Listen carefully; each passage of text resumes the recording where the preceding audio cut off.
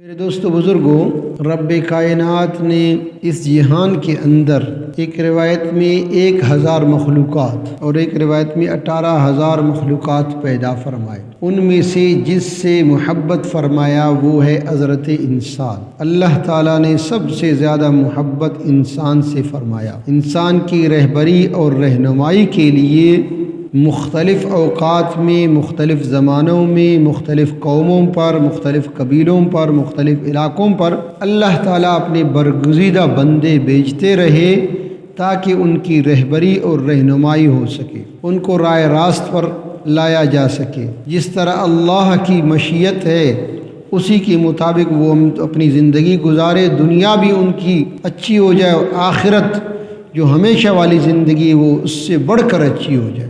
اس کے لیے اللہ تعالیٰ نے انبیاء کرام کا سلسلہ شروع فرمایا۔ آخر میں آپ صلی اللہ علیہ وسلم آئے اور آپ صلی اللہ علیہ وسلم کو اللہ تعالیٰ نے بہت سے احکامات دیے۔ قرآن مجید کے اندر بہت سی نعمتیں فرمائی اس امت پر۔ اس وجہ سے علماء فرماتے ہیں کہ اللہ تعالیٰ قدردان ہے۔ میرے دوستو، اپنے ذات کی اور اپنے عمل کی قدر پہچانو۔ اللہ کے یہاں آپ کے عمل کی بہت بڑی قدر ہوتی ہے، بہت بڑی قیمت ہوتی ہے، لیکن انسان غافل ہے، پہچانتا نہیں ہے کہ اللہ نے میری اس عمل کی کتنی قدردانی فرمائی۔ مجھے اب اپنے اس عمل کو کیسے بچانا ہے، آخرت میں اس کو بچا کے لے جانا ہے۔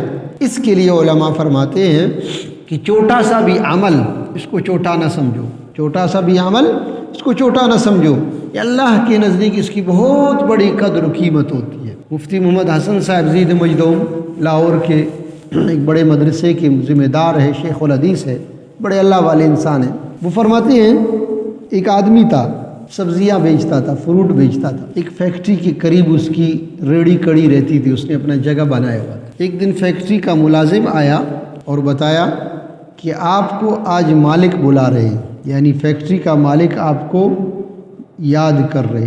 حیران ہو گیا، کیا معاملہ ہے، کیا ماجرا ہے؟ ایسا نہ ہو حضرت ناراض ہو جائے، مجھے یہاں سے بھی چلتا کر دے، ٹھیک ٹھاک میری جگہ بنی ہوئی ہے، میرے گاہک ہے، صبح شام، شام صبح ہو جاتی ہے، میرا گزر بسر ہوتا ہے، کیا ہو جائے گا؟ یہ اپنے دل میں گویا ہزاروں خیالات لے کر جب وہاں پہنچا تو اس فیکٹری کے مالک نے اس سے کہا، کیا عمل کرتے ہو؟ اس نے کہا، صاحب میں کیا عمل کرتا ہوں، یہی آپ کے سامنے، آپ گزرتے رہتے ہو، مجھے دیکھتے ہو۔ نہیں، یہ نہیں پوچھ رہا ہوں، نیک عمل کیا کرتے ہو؟ اس نے کہا، کچھ نہ کچھ جو مجھے یاد ہے، جو میں نے علماء سے سیکھا ہے، جو میں نے سنا ہے، اس پر عمل کرتا ہوں گویا کہ۔ تو اس فیکٹری کے مالک نے کہا، 3 دن سے آپ کے لیے میں خواب میں دیکھ رہا ہوں کہ اس فلان شخص کو جو تمہارے فیکٹری کے قریب سبزی کی ریڑھی لگاتا ہے، اپنا ٹھکانہ بنائے ہو، اس کو عمرہ کراؤ۔ کہتے ہیں میں حیران ہو گیا، یہ کیا کہہ رہا ہے، میرے ساتھ مذاق کر رہا ہے؟ فیکٹری نے کہا، مالک نے کہا، نہیں میں مذاق نہیں کر رہا ہوں، 3 دن سے تمہارے، میں اس پر بھی حیران ہوں کہ تم عمل کیا کرتے ہو۔ میرے دوستوں، میں یہ بات سمجھا رہا ہوں کہ اللہ تعالیٰ قدردان ہے۔ اپنے اس عمل کی قدر پہچانو، اپنی ذات کی قدر پہچانو کہ اللہ کو اس وقت دنیا میں سب سے زیادہ محبوب وہ مسلمان ہے، اور پھر مسلمان میں وہ مسلمان جو عمل وہ کرتا ہے جو اس کے محبوب صلی اللہ علیہ وسلم کا طریقہ ہو۔ آپ مسجد میں آئے، بایاں پاؤں نکالا جوتے سے، جوتے کے اوپر رکھا، دایاں پاؤں نکال کر مسجد کے اندر رکھا، درود پڑھ کر آپ نے دعا پڑھ لی، اللہم افتح لی ابواب رحمتک۔ بظاہر 2 سیکنڈ کا، 5 سیکنڈ کا عمل ہے، لیکن اللہ کو آپ اس وقت سب سے زیادہ محبوب ہو۔ کیوں؟ اس کے محبوب کا عمل کر رہے ہیں۔ آپ اپنے گھر میں گئے، گھر میں داخل ہوتے ہی ظاہر ہے بچے کو اس کا بیٹا دیکھتا ہے، چھوٹا بیٹا، نواسا، پوتا پوتی، بابا آ گیا، بابا آ گیا، وہ جھوم کر دوڑ کر آپ کے پاس آ جاتے ہیں۔ اس وقت آپ یہ سوچ لگاؤ اپنے بیٹے کے لیے، اپنے اولاد کے لیے، آپ اپنی بھاؤں کو کھول دو، ساتھ میں یہ بھی سوچ لگاؤ کہ اللہ کے محبوب صلی اللہ علیہ وسلم بچوں سے پیار کرتے تھے۔ آپ کا اپنے بچے سے پیار بھی ہو جائے گا، بچے کی حوصلہ افزائی بھی ہو جائے گی، اور آپ کا یہ عمل آپ کے لیے اجر و ثواب لکھا جائے گا۔ اور اس وقت جب آپ یہ عمل کر رہے ہو کہ آپ اللہ کے محبوب صلی اللہ علیہ وسلم کے طریقے پر، تو آپ اللہ کو سب سے زیادہ محبوب۔ اس پر میں یہ واقعہ سنا رہا تھا کہ اللہ تعالیٰ کو آپ کا ایک ایک عمل پسند ہے، بشرطے کہ اس کے محبوب کے طریقے پر ہو جائے۔ ابتدا میں نے بات عرض کر دی کہ اللہ نے مختلف قوموں علاقوں پر مختلف اوقات میں انبیاء کرام بھیجتے رہے۔ آخر میں جب آپ صلی اللہ علیہ وسلم آئے تو آپ صلی اللہ علیہ وسلم کو کافۃ للناس، قیامت تک آنے والے سب لوگوں کے لیے ہدایت کا ذریعہ اور نمونہ بنا کر بھیجا گیا۔ تو عرض کر رہا تھا کہ یہ مزدور آدمی، ریڑھی والا آدمی، چابڑی والا آدمی حیران ہو گیا، کیا معاملہ ہے، کیا ماجرا ہے۔ اس نے کہا صاحب مذاق تو نہیں کرو، سچ بول رہا ہوں آپ کو، بس تیاری کر لو۔ تو اس مزدور نے کہا شاید پھر ایک شرط ہے کہ میں اگر مجھے آپ عمرے کے لیے لے جاؤ گے تو آپ بھی میرے ساتھ چلنا۔ اس نے کہا ٹھیک ہے، اللہ نے دیا ہوا تھا، رزق کی، دنیا دولت کی فراوانی تھی، ٹھیک ہے۔ دونوں نکل گئے عمرے کے لیے۔ یہاں سے گئے، جو طریقہ ہوتا ہے، پہلے مکہ، پھر اس کے بعد مدینہ منورہ میں 8 دن گزار کے پھر دوبارہ مکہ میں، پھر چند دن کے بعد واپسی۔ جب واپس جا رہے ہیں تو اس ریڑھی والے نے، اس مزدور نے، اس سبزی والے نے کہا صاحب اب تو بیت اللہ سے جدا ہو رہے ہیں، آپ کو تو اللہ نے بہت دیا، آپ اگلے سال بھی آ سکتے ہو، بعد میں آ سکتے ہو، میں ایک مزدور غریب آدمی، پھر پتہ نہیں آ سکوں نہ آ سکوں، 5 منٹ ٹھہرنا بھائی، 2 رکعت الوداعی نماز حرم میں پڑھ کر نکل جاؤ۔ اس نے کہا ٹھیک ہے۔ اللہ کی شان، یہ گیا حرم میں، 5 منٹ کے لیے 15 منٹ لگا دیا۔ یہ صاحب باہر کھڑا ہے، کیا ہو گیا؟ جب وہاں گیا، اللہ اکبر، یہ بندہ نماز میں سجدے میں گیا ہے اور سجدے ہی میں اس کی روح قبض ہو گئی۔ حیران ہو گیا، یا اللہ یہ کیا معاملہ ہو گیا۔ آپ اندازہ لگاؤ، وہاں جب دور سے بھی لوگ فوت ہو جاتے اس کو حرم میں لایا جاتا ہے، اس کو غسل دیا جاتا ہے، حرم کے آس پاس میں جگہ بنی ہوئی ہے اور حرم میں ان کو جنازہ پڑھایا جاتا ہے۔ ہر نماز کے بعد کچھ جنازے ہوتے ہیں جن کو اللہ لے گیا ہے، اللہ سب کو لے جائے، بار بار انہوں نے دیکھا ہوگا، ہر نماز کے بعد اعلان ہوتا ہے، فرض نماز کے بعد فوراً جنازہ ہوتا ہے۔ تو اس آدمی کا جنازہ بھی پڑھا گیا گویا حرم میں، اور تدفین بھی بیت اللہ کے قریب کی گئی۔ یہ صاحب جب واپس آیا، اپنے معمولات سے فارغ ہو گیا، تو اس غریب کے گھر گیا، معلومات کی کہ اس کا گھر کدھر ہے۔ اس کی بیوی سے پوچھا یہ عمل کیا کرتا ہے؟ میں یہ بات سمجھا رہا ہوں، میرے دوستوں میری بات سمجھ لینا، عمل کیا کرتا ہے؟ تو اس کی بیوی نے کہا بظاہر اتنا تو عمل کرنے والا نہیں تھا، لیکن ایک عمل اس کا تھا، رات کو جب یہ اپنے دکان سے چھٹی کر کے واپس آتا تو جو سبزی فروٹ اپنے گھر کے لیے لاتا، ہمارے قریب میں ہمسایہ ہے بیوہ عورت، چند بچے اس کے، وہی سبزی فروٹ اس کے لیے بھی لاتا، یہاں لا کر اپنے گھر کا رکھ کر اس کے گھر کا خود لے جاتا، خود لے جا کر اس کے دروازے پر رکھ کر دستک دیتا اور واپس چلا آتا۔ تو ہمارے ساتھ والا ہمسایہ، وہ عورت آ جاتی، اس سبزی کو، فروٹ کو اٹھا لیتی اور کہتے کئی مرتبہ میں نے سنا خود، یہ عورت جب سبزی اور فروٹ کو اپنے گھر کے اندر کر کے کواڑ بند کر دیتی تو ہاتھ اٹھا کے دعا کرتی، یا اللہ آج کا گزارا ہو گیا، جس نے لایا ہے اس کو ایمان کی موت دے دینا۔ میرے دوستو کیا ہے؟ بظاہر 200 300 کا ہے، 500 کا لے لو، سبزی والا ہے، ظاہر ہے اس سے تو میں اور آپ اچھے خریدتے ہیں، جو بچا کچا رہتا ہے وہ سڑیل سا وہ اپنے گھر کے لیے لے جاتا ہے تاکہ آئندہ کے لیے خراب نہ ہو جائے، ظاہر اس کے لیے بھی تھوڑا زیادہ اچھا لے جایا ہوگا، لیکن دیکھو اللہ نے کتنا اس عمل سے کہاں پہنچا دیا، اسی کو حرم میں لے جا کر سجدے کی موت دے دی۔ تو کہنے کا مقصد یہ ہے میرے دوستو، اللہ تعالیٰ کے یہاں آپ کے ہر عمل کی قدر ہے، بشرطے کہ میں اور آپ اپنی قدر کو جانیں۔ اس وجہ سے علماء فرماتے ہیں نا، جب تک اس زمین پر، روئے زمین، پوری زمین، آج کی جو سائنسدان کہتے ہیں نا 3 حصہ پانی ہے، 1 حصہ جو 256 پتہ نہیں کتنی ممالک ہے وہ 1 حصے پر قائم ہے۔ اس میں ایک ایک اللہ کرنے والا بھی ہوگا، میں اس زمین کے نظام کو درم برم نہیں کروں۔ اتنی قدر و قیمت ہے اللہ اللہ کرنے والی کی۔ مسلمان تو کدھر گیا ہے؟ تو کہتا ہے اللہ میری نہیں سنتا، تو کہتا ہے اللہ مجھے نہیں دیکھتا، اللہ اتنے وقت سے اللہ کو پکار رہا ہوں، اللہ نہیں۔ کبھی ایسے ہوتا ہے؟ علماء نے احادیث میں ہے یہ بات، علماء نے کتابوں میں لکھی ہے کہ اللہ تعالیٰ کو آپ کا یہ عمل پسند ہے، یہ بندہ مجھ سے مانگ دینے کے لیے میں دیتا ہوں، یہ عمل آپ کا اللہ کو پسند ہے، اس وجہ سے اس میں طول دیتا ہے۔ اور فضائل اعمال کا حوالے سمجھ دیں تو آپ کے لیے پڑھنا آسان ہے۔ فضائل رمضان اٹھا کر دیکھ لیجیے، آخری احادیث ہیں۔ آخرت کے بارے میں جو سوال کرو گے دے دوں گا، دنیا کے بارے میں تمہاری مصلحت کو دیکھوں گا۔ بیراوی میں کہتے ہیں نا، بازنگا پیسے بخال سگک، بازنگا کھولیں گے میں ہی سگک۔ کیا پتہ مجھے اور آپ کو دنیا مل جائے، اللہ کو بھول جائے۔ تو اللہ تعالیٰ کی ہر چیز میں حکمت ہے۔ اللہ تعالیٰ میرے دوستوں میں یہ بات عرض کر رہا ہوں آج کی اس مجلس میں، مجھے یہ بات سمجھانا ہے کہ اللہ تعالیٰ قدردان ہے۔ عبداللہ بن مبارک بڑے ہستی ہے، محدث ہے۔ جب انسان حج کے لیے جاتا ہے، 8 ذی الحجہ کو منا جاتا ہے، 9 ذی الحجہ کو عرفات کا دن ہوتا ہے۔ اللہ کا حکم ہے 9 ذی الحجہ کو عرفات کے اندر ظہر کو آخری وقت میں، عصر کو اول وقت میں پڑھتے ہیں۔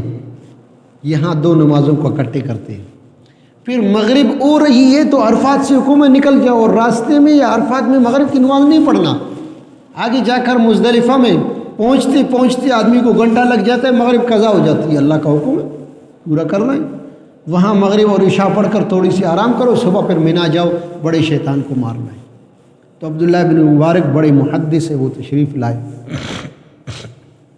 تشریف لا کر یہاں جب مزدلفہ میں پہنچے، انسان تقریباً 1 گھنٹہ 2 گھنٹہ 3 گھنٹہ 4-5 گھنٹے بھی لگتے ہیں، پیدل آتے یا گاڑی میں رش کی وجہ سے تھک جاتا ہے آدمی، چکنا چور ہو جاتا ہے۔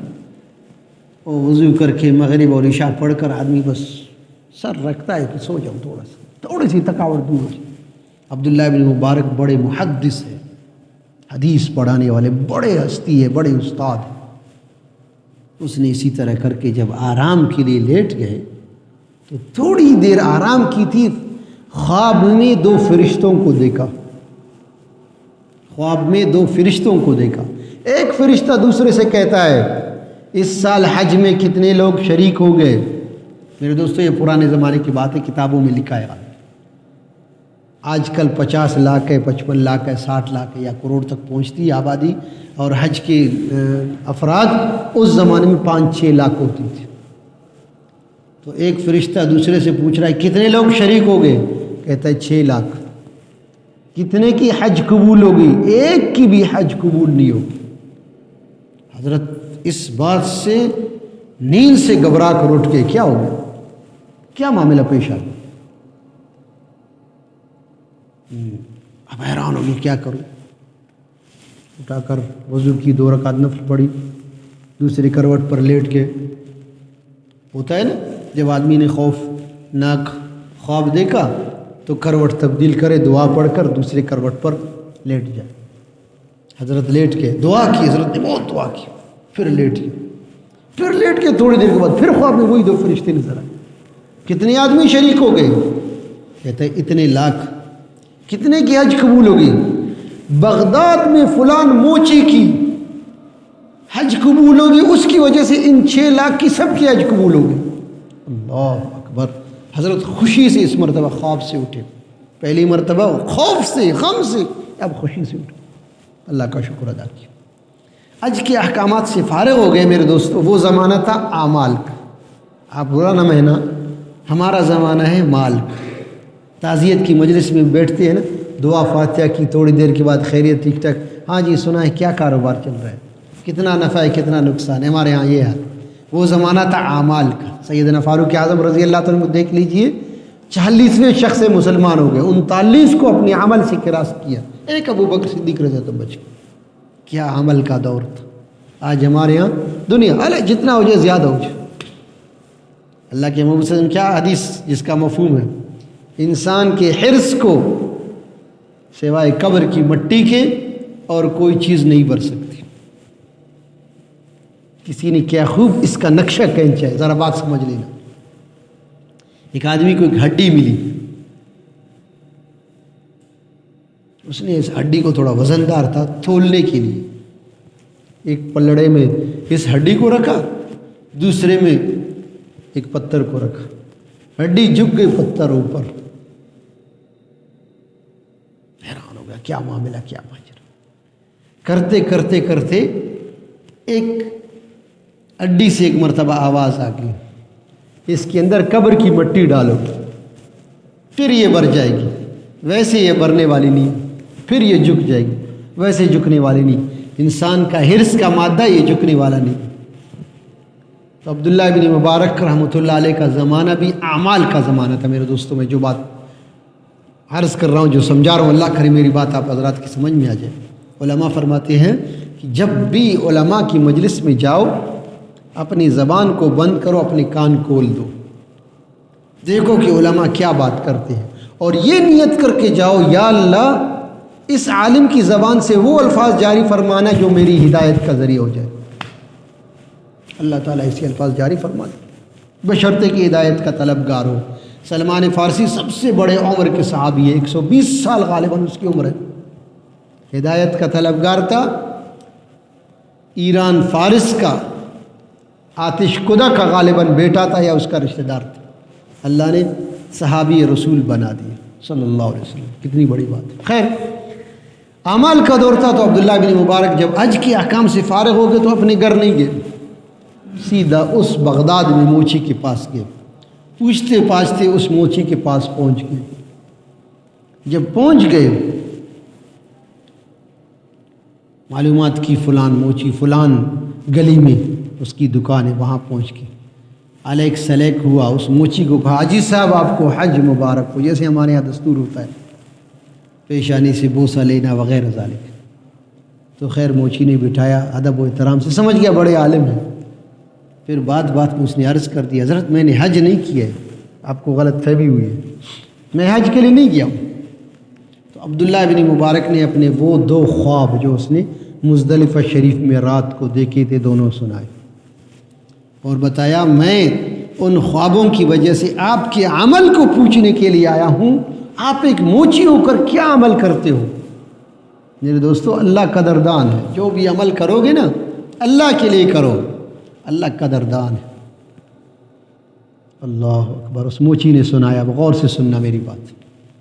موچی کہتا ہے، حضرت میں روزانہ جتنا کماتا ہوں، اس زمانے میں 1 روپے 8 آنا، آدھے کا گھر کے لیے راشن لیتا تھا، آدھے کو اپنے حج کے لیے بیوی کے پاس جمع کرتا تھا۔